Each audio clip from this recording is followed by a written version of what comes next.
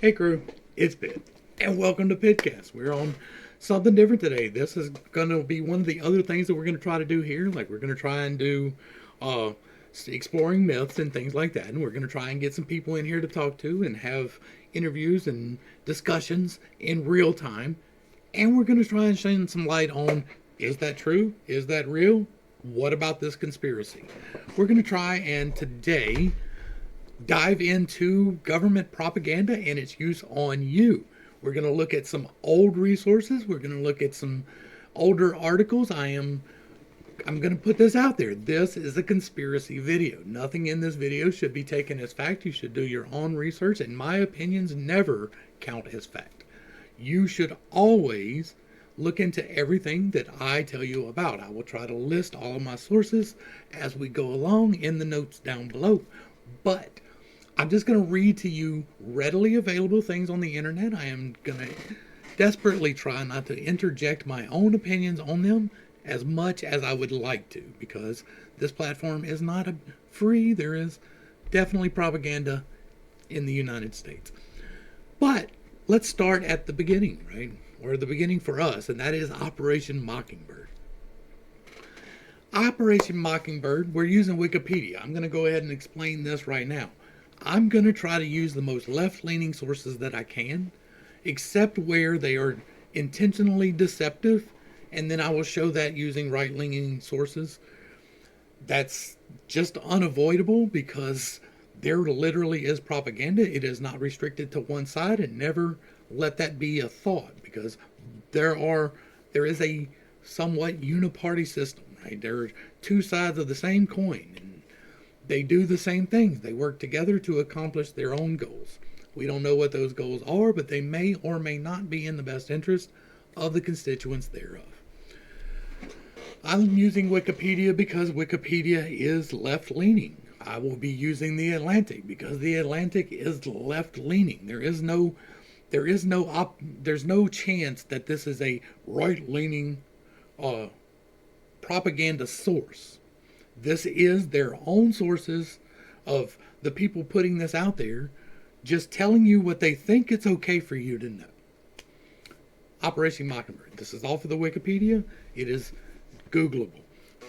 Operation Mockingbird is an alleged large-scale program of the U.S. CIA. It began early in the years of the Cold War and attempted to manipulate domestic American news media organizations for propaganda purposes. According to author Deborah Davis, Operation Mockingbird recruited leading American journalists into a propaganda network and influenced the operations of front groups. CIA support of front groups was exposed when in April 1967 Bram Part's articles reported that the National Student Association received funding from the CIA. So they are saying here that yes, this was taking place. The CIA was doing propaganda in the United States. But it's alleged, right? It's an alleged large-scale project. They're saying that was an isolated incident, and every incident that you find is just an isolated incident. In 1975, the Church Committee Congressional Investigations revealed agency connections with journalists and civic groups. So again, it is not really a myth. It is fairly well established that yes, the Central Intelligence Agency was paying journalists and civic groups to do what they want, to disseminate the information that they wanted to get out there.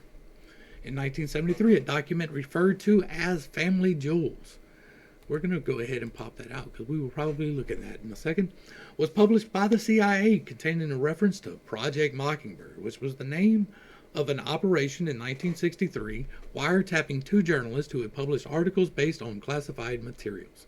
The document does not contain references to Operation Mockingbird. All right, let's look at Family Jewels real quick. This is the name of a set of reports detailing illegal, inappropriate, and otherwise sensitive activities conducted by the CIA from 59 to 73. William Colby, a CIA director who received the reports, dubbed them skeletons in the CIA's closet. Most of the documents were released on June 25, 2007, after more than 3 decades of secrecy.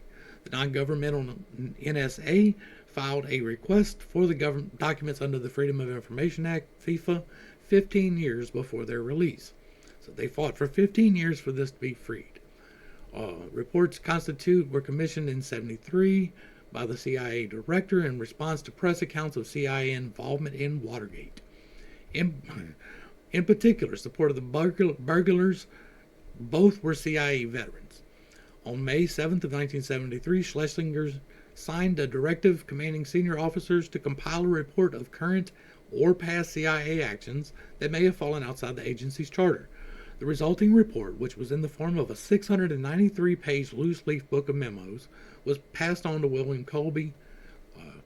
Alright, so there were links that revealed some of the contents on the front page of a New York Times article in 1974.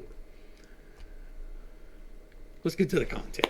The reports describe numerous activities conducted by the CIA from the 50s to the 70s that may have violated its charter. Imagine that. According to the briefing provided by CIA Director William Colby to the Justice Department in 1974, these included 18 issues which were of legal concern. The confinement of a KGB defector, Yuri Ivanovich Nosenko, might be regarded as a violation of kidnapping. Wiretapping the two syndicated columnists Robert Allen and Paul Scott. Physical surveillance of investigative journalist and muckraker Jack Anderson and his associates Les Whitten of the Washington Post, and future news channel anchor and managing editor Brett Hume. Jack Anderson had written 2 articles on CIA-based assassination attempts on Cuban leader Fidel Castro. Physical surveillance of Michael Gettler, a Washington Post reporter. Break-in at the home of a former employee. Breaker-in at the office of a former defector. Warrantless entry into the apartment of a former CIA employee. Opening of mail to and from the Soviet Union from 53 to 73, including letters associated with Jane Fonda. I'm not going to try to read that. It is in operation, right? Opening of mail to and from the People's Republic of China from 69 to 72. Funding of behavioral modification research on unwitting citizens, including unscientific, non-consensual human experiments. Project MK Ultra concerning LSD experiments. We will be diving into that one at another point, but this right here is where they admitted that that happened. That is a real thing that actually happened. It is not really in dispute, even though we will be reviewing it. Assassination plots against Cuban President Fidel Castro, DR Congolese leader Patrice Lumumba, President Rafael Trujillo of the Dominican Republic, Rene Schneider, Commander-in-Chief of the Chilean Army, and all of them were said to be unsuccessful. So that's 1, 2, 3, 4, 5. 5 admitted attempted assassinations by the Central Intelligence Agency that failed. They were not even good enough to get it done. Surveillance of dissident groups between 67 and 71. Project Resistance, Merrimack, and Operation Chaos. Surveillance of a particular Latin American female and U.S. citizens in Detroit.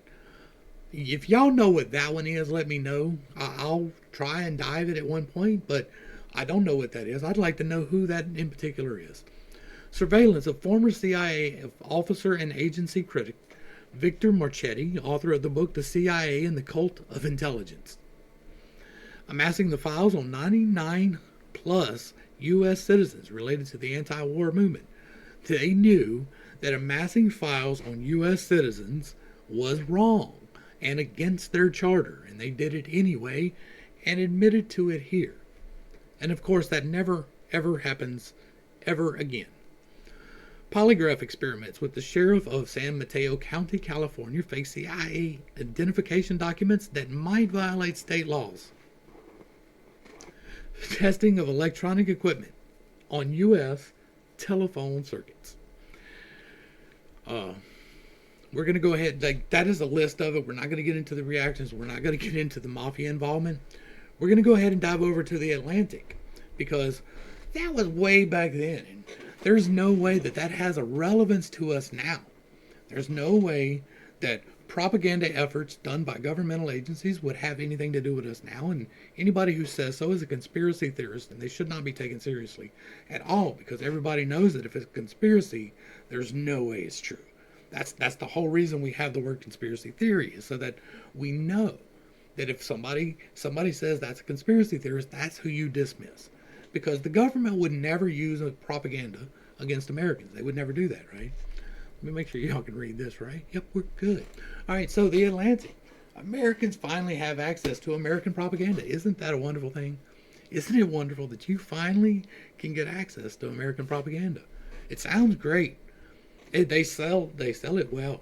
And back then, I was still a little bit asleep, because this was in 2013, July 15, 2013, Atlantic. A law went into effect this month that ends the ban on U.S. government-made propaganda from being broadcast to Americans. In a remarkably creative spin, the supporters of this law say that allowing Americans to see American propaganda is actually a victory for transparency. The law went into effect this month that ends the ban on U.S. government-made propaganda from being broadcast to Americans. Sit on that for just a second. And think about it. A law went into effect July of 2013 that ends the ban on U.S. government-made propaganda being broadcast to Americans. Does that mean that it is being purpose-made for you? Not necessarily. It does not necessarily mean that it is being purposely made for you. What is being ascribed to publicly, and we'll read it in just a second, is that this is for foreign sources, and this is so that we can keep a check on what our government is saying to the foreign sources. And that is absolutely, positively, absolutely all they intended it to do. As foreign policies, John Hudson explains, the Smith-Mundt Modernization Act of 2012 went into effect July 2nd and allows government-made news, which includes products like Voice of America, Radio Free Europe, and the Middle East Broadcasting Network, to reach Americans. In the 1970s, Senator William Fulbright said these outlets should be given the opportunity to take their rightful place in the graveyard of the Cold War relics. Get rid of the shit. We don't need it no more. Truth is so much better than propaganda. Like, for real, if your cause is just and you are doing the right thing, then being truthful, that's much better than lying about it. Every single time. Every single time. Because, as he and his allies argued, U.S. taxpayers should not have to pay for forced propaganda directed at them. But now, these agencies say that's actually unfair to taxpayers. Broadcasting Board of Governors spokeswoman Lynn Weil told FP it's actually best for taxpayers to be able to see the propaganda, so they can serve as a check on it. That is the stated goal of this, is so that you can have a check on the propaganda, right? That's what they're telling you it's for. That is how they're selling this to the American people. It is how it was sold to the American people, because they ain't even selling it no more. They gave it to us. Rough, raw, and with a little sand in the Vaseline. But now these agencies say it's actually unfair to taxpayers. Broadcasting Board of Governors spokeswoman, we're done with that one. To be clear, the only State Department made news and not Pentagon made news will be available to Americans. Who are the targets? One example is the Somali community in St. Paul, Minnesota. In Somalia, there are three choices for news: word of mouth, Al-Shabaab, or VOA Somalia. That's not true in Minnesota. The government still wants to reach Somalis. These people can get Al-Shabaab, they can get RT, but they couldn't get access to their taxpayer-funded news sources like VOA Somalia. Well, of course, we need to target this group living here with some propaganda. It can be correct propaganda. It's still propaganda. Propaganda is trying to sell your view. It's advertising for your worldview. That is what propaganda is. And this is, like, in the United States, we tend to know what an ad is, right? We're like, this is an advertisement. They are trying to sell me this. Propaganda is a little more subtle, whereas it doesn't really try to be outright with it. They're like, this is how the story is supposed to go. Even if that's not factually correct. That's propaganda. It is an advertisement campaign without the restrictions of being held accountable. So they wanted to give an alternative to the news sources and target this specific group of people who were refugees, and many of which were becoming American citizens, a lot of which don't want to be American citizens. And so they were targeting these people with news that they wanted them to hear as opposed to the news that they wanted to hear. These activities are governed by the original Smith-Month Act, which made it illegal to do that. You weren't allowed to disseminate propaganda through the American continent from the American government. The news was allowed to report on things that were actually happening. That was allowed to happen, but you weren't allowed to directly get propaganda from the government. Now, that conveniently came into place after World War II. Because there was a lot of our propaganda in World War II. Uncle Sam needs you. Rosie the Riveter. All of these things are propaganda efforts. Propaganda is not always a bad thing. Just like nationalism is not always a bad thing, and patriotism is not always a bad thing. An over-excess of things is where you tend to get a problem. And if all you get is propaganda, then you have no idea what's actually going on in the world. And now we're going to jump over one more time, and this is July 22nd, which is a few days later of 2013.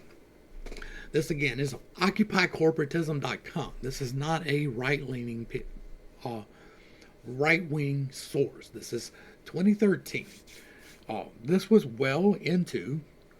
just beginning, really, the second term of Barack Obama. There was no orange man on the horizon at this point. Everybody thought that the Democratic Party would continue what it was doing, and there would be no need for things. But the U.S. government has unbound the legal regulations against using propaganda against foreign audiences and American citizens.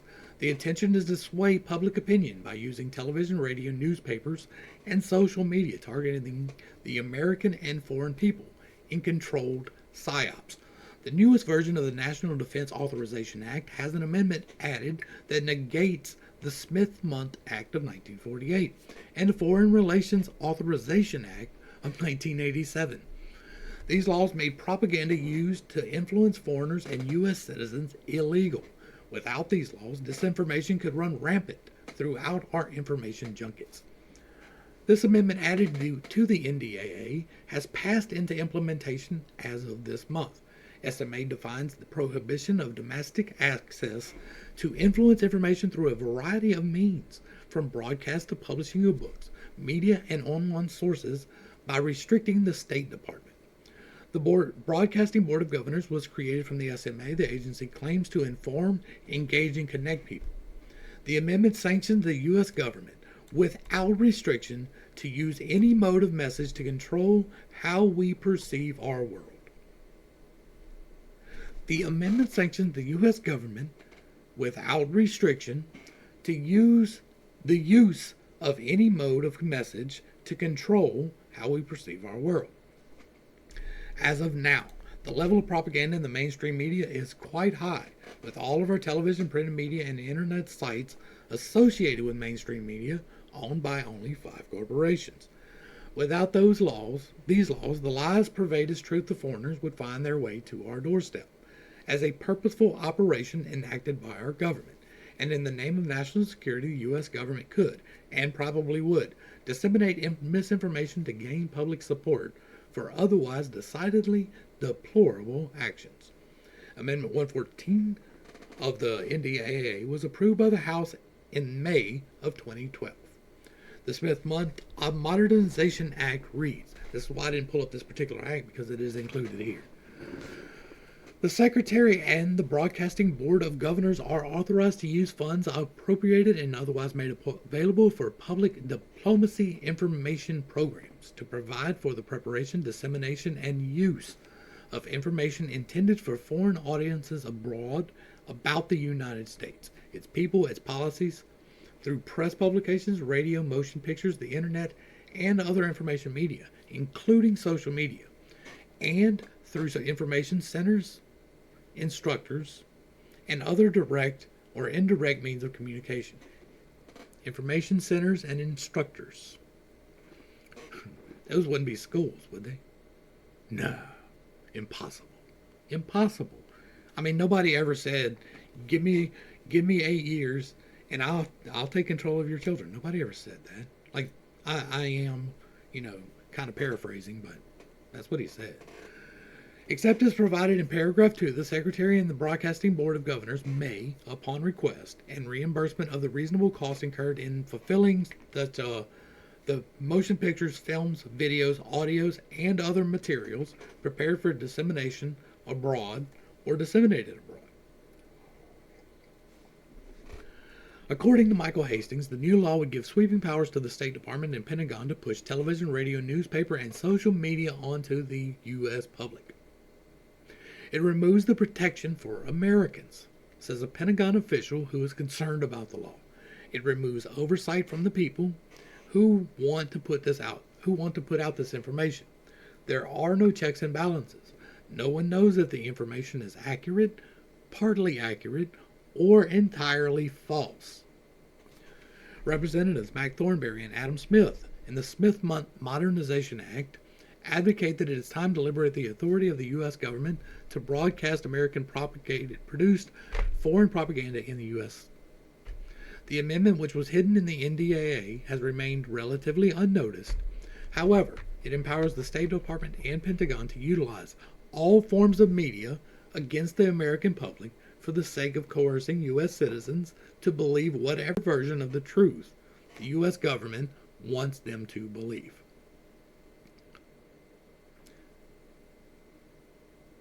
Don't need to read it again? Let's read it again. The amendment, which was hidden in the NDAA, has remained relatively unnoticed. However, it empowers the State Department and Pentagon to utilize all forms of media against the American public for the sake of coercing U.S. citizens to believe whatever version of the truth the U.S. government wants them to believe. This is a left-leaning publication. All oversight removed by the Amendment 114, regardless of whether the information disseminated is truthful, partially truthful, or completely false, bears no weight. It doesn't matter if they are giving you false information as of 2013. From what I'm reading, as best as I can understand from this conspiracy, that is what happened, right? Let's fast forward just a little bit. Because now we have a problem. Now things are getting real for the people in charge of things. And let's get this. I'm going to transition this real quick and reposition so y'all can see it. How about that?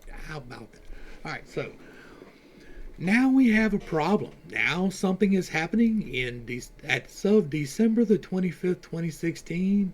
There's a problem.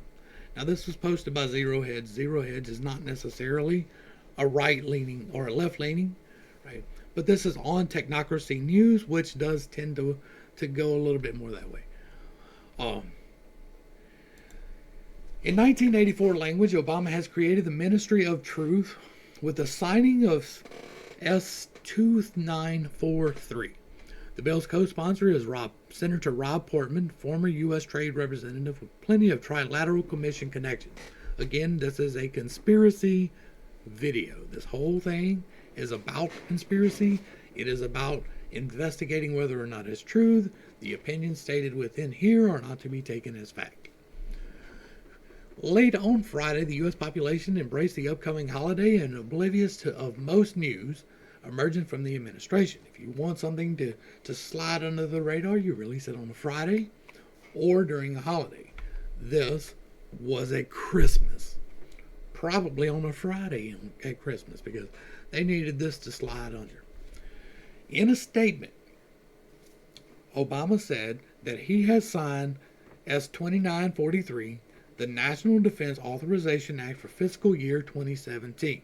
The act authorizes the 2017 appropriations, principally for the Department of Defense and Department of Energy national security programs, provides vital benefits for military personnel and their families, and includes authorities to facilitate ongoing operations around the globe. It continues many critical authorizations necessary to ensure that we are able to maintain our momentum in countering the threat posed by the Islamic State of Iraq and the Levant. So this was back when ISIS, Daesh, back when they were doing their thing, because that was during Obama. I remember that now.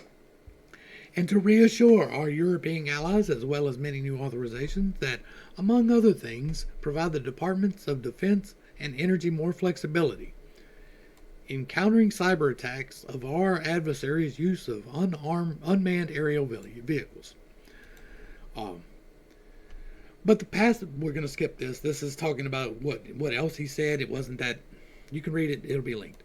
But while the passage and the fulfilling funding of the U.S. was hardly a surprise, it was reported early in June a bill to implement their own de facto Ministry of Truth has been quietly introduced into Congress. As with any legislation attempting to dodge the public spotlight, the Countering Foreign Propaganda and Disinformation Act of 2016 marks a further curtailment of press freedom and another avenue to stultify avenues of accurate information. Introduced by Kinzinger and Liu, House Resolution 5181 seeks a whole government approach without the bureaucratic restrictions to counter foreign disinformation and manipulation, which they believe threatens the world's security and stability. Also called the Countering Information Warfare Act of 2016, when introduced by Senator Rob Portman, the legislation represents a dramatic return to Cold War era government propaganda battles. Surprisingly, there is no single government agency or department charged with national level development, integration, or synchronization of whole of government strategies to counter foreign propaganda and disinformation. Long before fake news became a daily topic of extensive conversation on such discredited mainstream portals as CNN and WAPO, they are discredited. H.R. 5181 would task the Secretary of State with coordinating the Secretary of Defense, the DNI, and the Broadcasting Board of Governors to establish a Center for Information Analysis and Response, which will pinpoint sources of disinformation, analyze data, and in true dystopic manner develop and disseminate fact-based narratives to counter effrontery propaganda. In short, the government was already planning on cracking down on fake news before Trump. That's what this is saying. This does seem to be a little bit more right-leaning than I thought it was. I thought it was left-leaning. I like to keep left-leaning because they say the stupid parts out loud. They think it's fine.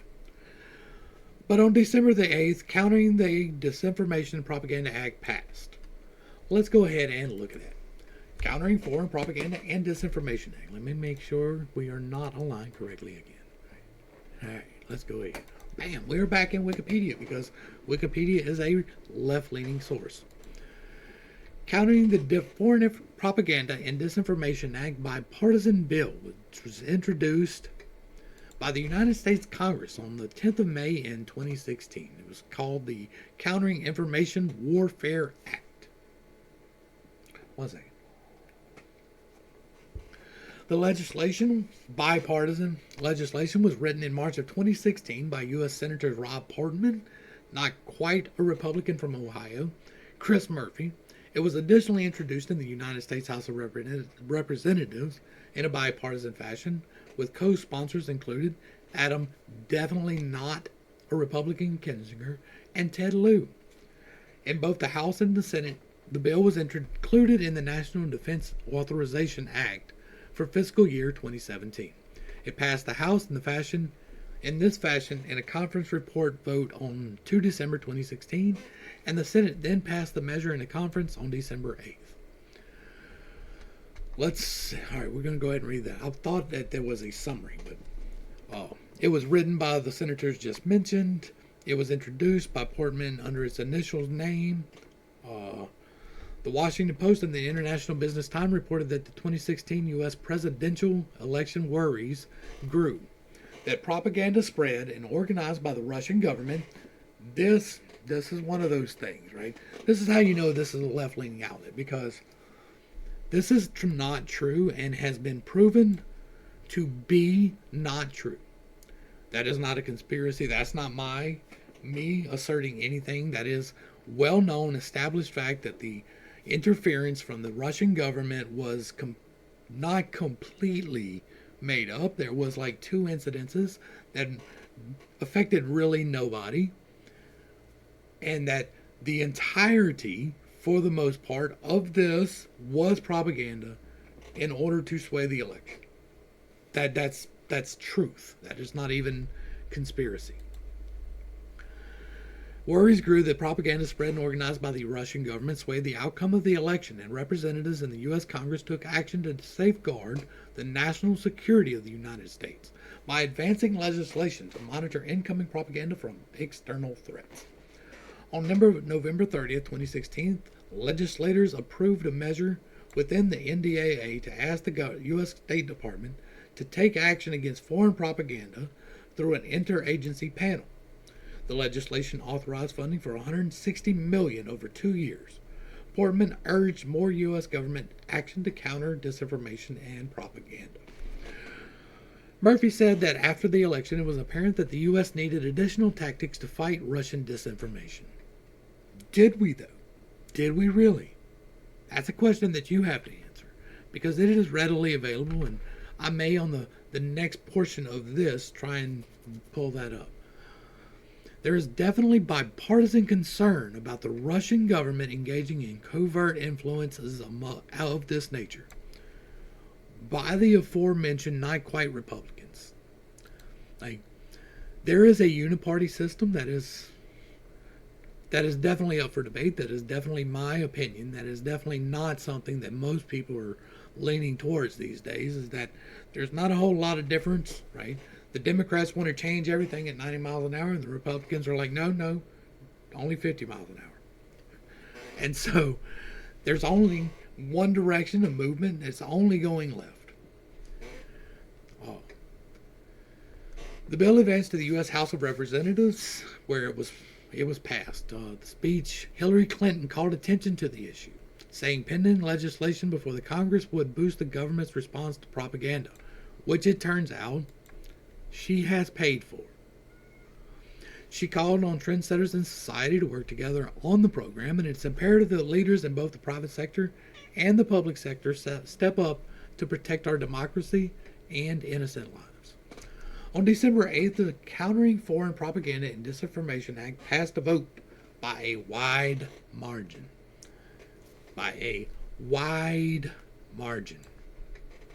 It was included with the NDAA for fiscal year 2017, and it passed the U.S. Senate with a 92-7 yes vote. That's another wide margin.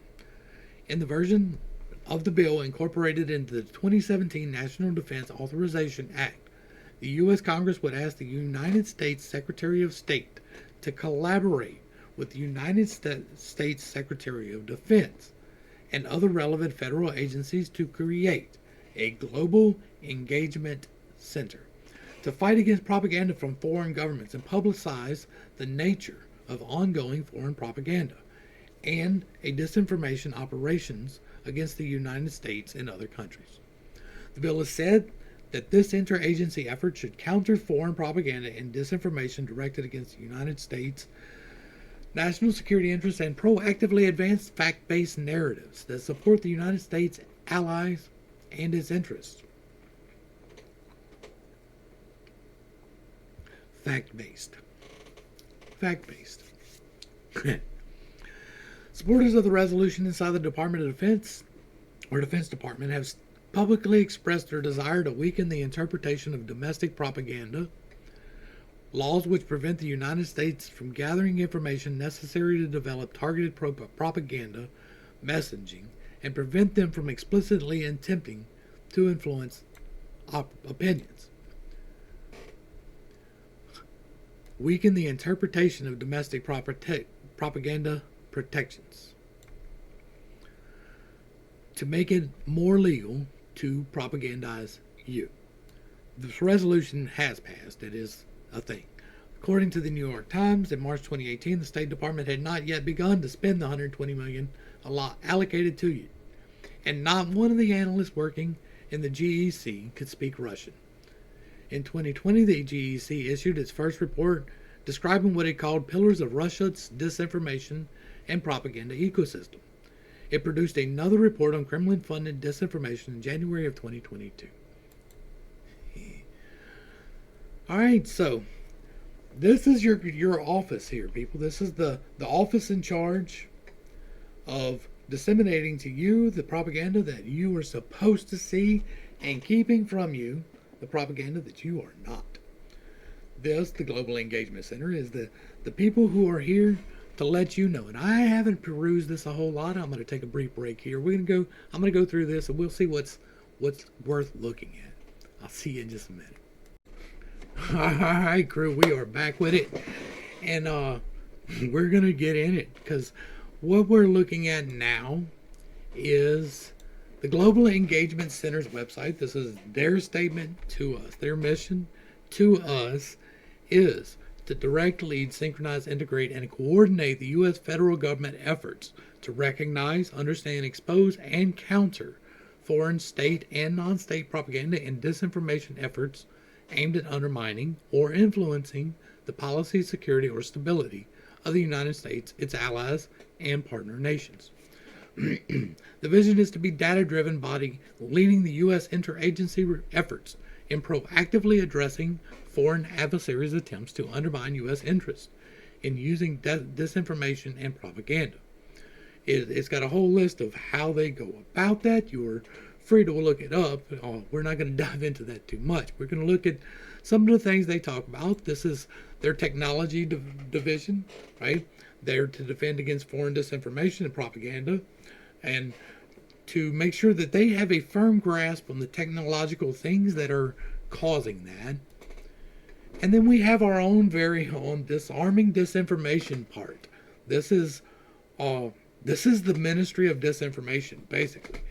And it seems to be primarily focused on making sure that the correct version of things is what the American people actually sees.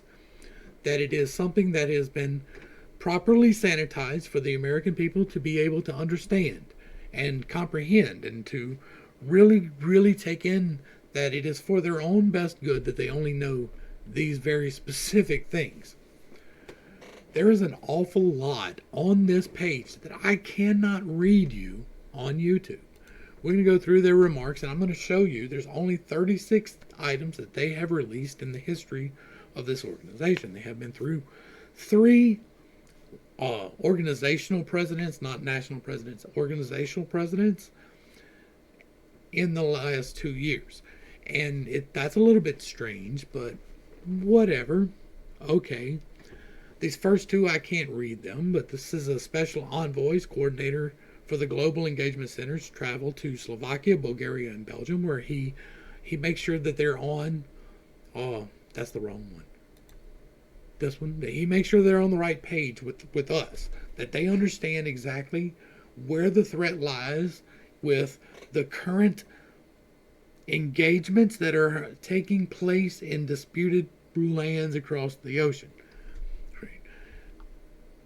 I will get banned if I talk about some of these topics. It's just something that will happen. Let's go back to remarks. And we're just going to read through these, saying these headlines let you know exactly how you're supposed to think. You don't really have to get past it, right? You don't really need to come onto this page yourself and to click on these things yourself and to read them, because if you know that Russia must stop its attacks on food security, that is what the national government wants you to know. And they want you to know that Russia must stop its attacks on food security. The faces of Kremlin propaganda, Maria Zakharova. I don't know anything about her. I don't really pay attention to Russian propaganda. This one here, this is, we're going to go ahead and pull this one up. This is gender disinformation tactics, themes, and trends by foreign malign actors. And this lets you know with no uncertainty that you should be very mindful that there is a subset of misogynistic abuse and violence against women that uses false or misleading gender or sex-based narratives. In the first part of this, we saw how the government can, with authority, show you propaganda. Not necessarily designed to show you, but or to influence you in particular, but to show you the things that they are using elsewhere, right? Most of the world, like almost all of the world, with the exception of some very highly developed dumbassery places, don't care about this. They don't. They're not doing this. This is a very much first world problem here. This subset of misogynistic abuse and violence against women, often with some degree of coordination to deter women from participating in the public sphere. That is not something we probably should be interfering in. Local governments are allowed to do what local governments want to do across the world. They are autonomous and able to freely rule themselves in the same manner that we are able to freely rule ourselves here. Both foreign state and non-state actors strategically use gender disinformation to silence women, discourage online political discourse, and shape perceptions towards gender and the role of women in democracies.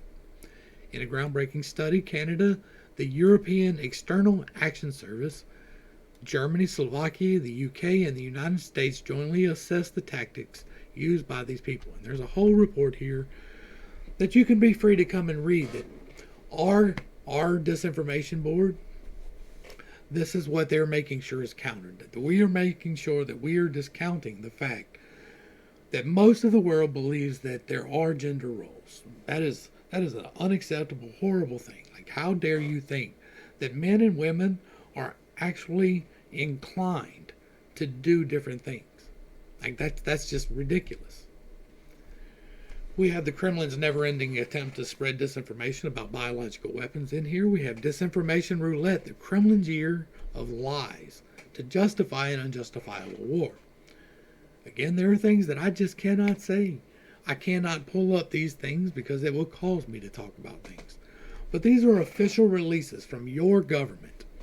This is one of the changes of head. This is where it's announced that this guy is going to be taking charge of the special envoy and coordinator. That is not the president. We'll get to those in a second. Most of, like a good chunk of these, are dealing with changes of staff. Targeting Russian corruption in the Guatemalan mining sector. That's something that our Global Engagement Center here in the United States needs to make sure that you are not getting misinformation about. You are not getting disinformation in the Guatemalan mining sector. Yevgeny Prigozhin's Africa-wide disinformation campaign, another one. We need to make sure that we here in the United States know that there is a disinformation campaign going on in Africa. Acting coordinator, this is announcing the trip of this guy, the Faces of Kremlin Propaganda, Margarita Simonian, another one I don't know. Russia's war on Ukraine, 6 months of lies implemented. Like, maybe we'll do a conspiracy theory on Russia's lies at some point, and whether or not they actually are, I don't know. It would bear into some investigation to see exactly what they are lying about and whether or not it is true, right? We should definitely dig into that. The People's Republic of China's efforts to manipulate global opinion on Xinjiang. This is dealing with eradications and exterminations of peoples. And we need to make sure that the proper information is getting out there. What the people in Beijing are saying is not necessarily true, right? We need to make sure that everybody knows about what's going on with the Uyghurs. And I'm not even against that. Like, we do need to let them know that they're castrating people and forced conversions. And there's somewhat of a side going over there that I can't even say the word of because it will get me banned. This is our disinformation. Like, if I open these up and read them to you and I give anything that deviates, they can ban me for disinformation. That is what these people are here for. And I'm targeting them. Like, I'm showing you what they have. And by targeting, I'm not calling out anybody. I'm not violent. I'm not a revolutionary. I'm about information. I want you to see with your own eyes whether or not Project Mockingbird was a thing. Was it a thing? It was a thing. Was there acts that were enacted that allowed the U.S. government to give us propaganda. Yes, there was. We just saw that, right? That's not disputable. That's fact. That's something that we can pull up readily from the internet. That happened twice, right before an election and right after another election, right? And so, or right before the election and right after the election, and then there was another effort at the other side of an election, and this came to be after the current administration got in. We got a disinformation board. Russia's disinformation cannot hide its responsibility to global food crisis. To vilify Ukraine, the Kremlin resorts to anti-Semitism. Again, I'm not going to click on that. Y'all are free to come back and look at these. The Wagner Group, the Yevgeny Prigozhin and Russia's disinformation in Africa. Again, Putin's historical disinformation. The People's Republic of China's efforts to amplify the Kremlin's voice in Ukraine. Faces of the Kremlin propaganda, Dmitry Peskov. Russian Federation disinformation about its atrocities in Bucha. The Media Literacy Design Manual. You can actually go and read through this PDF where it tells you, here, this is deep into it. This is section 6. There's a whole lot of technical speak up above. We are not going to go through all of it. But it tells you that they're targeting, right? There are 4 groups that they are targeting. Is formal education, library-based information, standalone information, and game-based information. They go through various effectiveness levels and how to do it and how to target them. And there's design principles, and they get into all kinds of very technical things. But it's important to note that they are targeting schools of both primary and secondary. So they go everywhere. Right here, look, it says highly targeted for a wide age range, preschool to university. And then for older people, younger people, parents of younger children, lower socioeconomic groups, and groups with an existing interest in information. The standalone can be targeted to any group. It's variable with low potential for sustainability, right? And we're not going to get into all the nuts and bolts, but and then games. This is the Global Engagement Center's game. To counter foreign disinformation. This is the game that they have admitted to making. The one that they have told us about, that they have said, yes, we made this game to counter disinformation. That is a noble cause, but who gets to decide that it's disinformation? The government. The government is remarkably bad about that. They have not had a very good track record in keeping up with truth and factuality, as far as I can tell, ever in the history of the government. They have broken pretty much every treaty that we've ever signed has been broken. We have stolen land from people we promised to leave it to.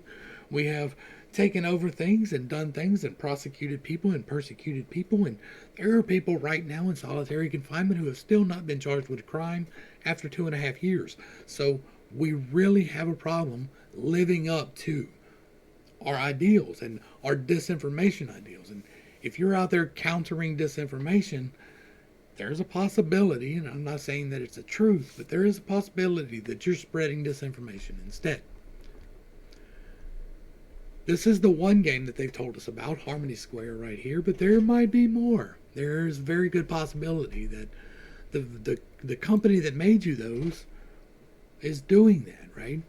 That the governmental agency in charge of that might be doing that. That is one of their stated targets, is games. And they are no longer restricted from using propaganda on you. From what we've read, right? According to the widely available sources.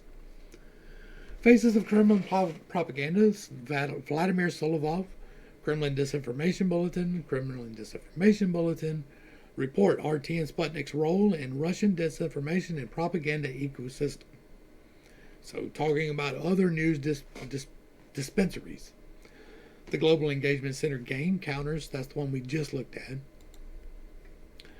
There's only 36 of these, so we're going to go to page 2. And this, Leah Bray took over as director. Daniel Kimiec took over as director. and Leah Gabrielle started it as director.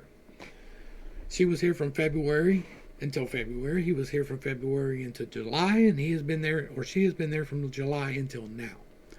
They all have various intelligence agencies as their history. The first one was in the CIA, Leah Gabrielle. She was a CIA operative and in charge of operations. This guy, Daniel, was in charge of information flow in the East Asia Pacific area, I believe. And then Leah Bray was a naval officer dealing with the Chinese as well, I believe. And so I'm not even calling into question their qualifications, but any agency that is started by the Central Intelligence Agency operative is probably not in the best interest of the United States people.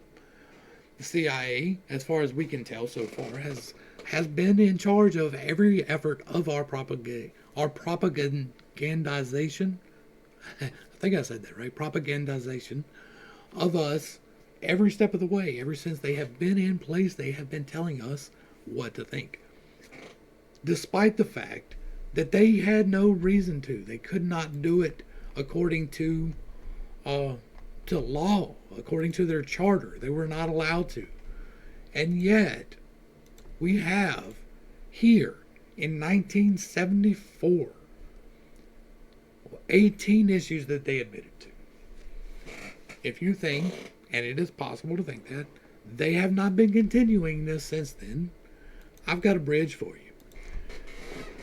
Again, this is conspiracy. We are speculating. We are getting wildly out of the box. We are looking at what the possibilities may lie at. We are looking at what the conspiracies say. They say that there was a governmental effort, maybe not a officially sanctioned one, but a governmental effort to direct the way the people thought. The people who first objected to it were the left-wing people because it was the right people doing it. And then now we are flip the wings on the bird, but it is the same flight we're on. We are being lied to by our government for their own purposes. Allegedly, according to conspiracy. They have admitted to several instances of it. They have shown us repeatedly that they want to do it. They have passed laws and snuck into National Defense Authorization Acts the ability to do it. They have authorized themselves to show you propaganda. First, they said they were doing it for other propaganda, and then they took that away.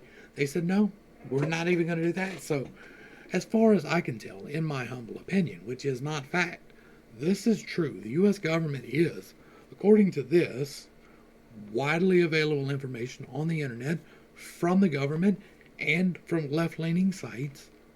The government is absolutely propagandizing you. To what extent? I don't know. By what? I don't know. Which information is the propaganda? I don't know. But they have fought awful hard to be able to do it. And they didn't even start doing it till 2020 or 2019, right? The end of 2019. Let's go here. She took over in February of 2019.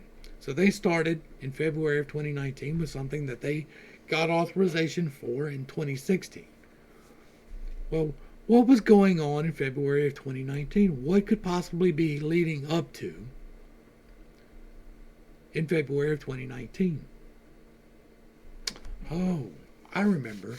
There was an election cycle going on then, and we needed Russian disinformation to be a thing again right about then.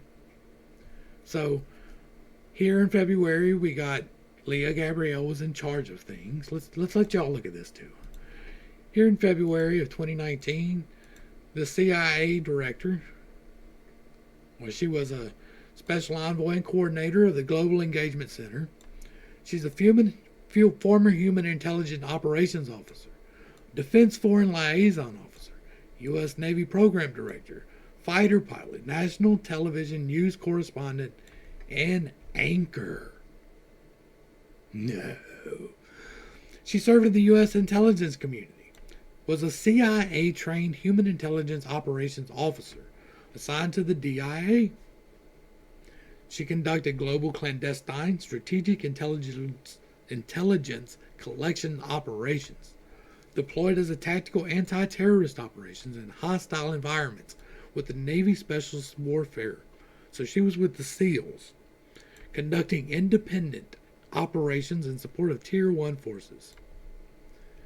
She served as the director of U.S. Navy Sensitive Intelligence Program. Okay, so she was in the DIA, the CIA, the USN, and all of those, right?